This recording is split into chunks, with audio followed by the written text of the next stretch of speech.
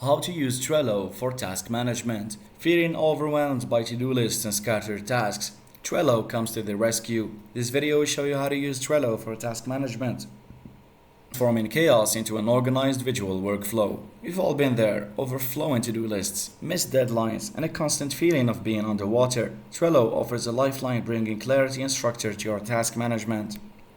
Trello uses a board system with lists and cards. Think of it as a giant whiteboard where you can organize tasks visually, drag and drop them between stages, and collaborate with your team in a fun and interactive way.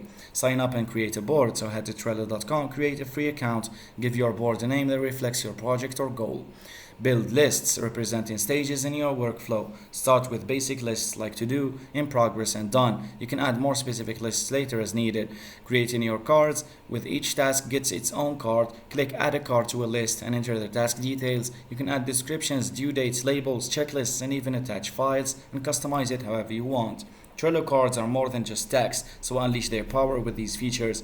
You can use labels and assign color-coded labels. You can use checklists to break down large tasks into smaller manageable checklists. And you can use attachments. Need a reference, a document, or image? Attach it directly to the card for easy access.